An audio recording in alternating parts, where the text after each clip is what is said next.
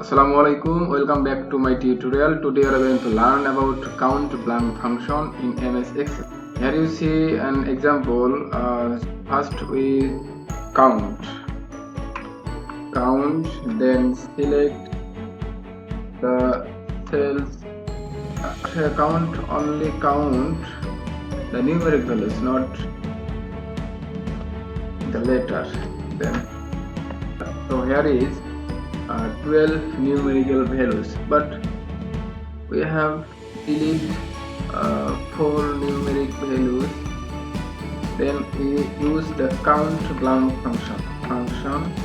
Again we select the difference range, and the answer is 4. That means we have 4 blank cells, right? So CountBlank function count the number of cells blank.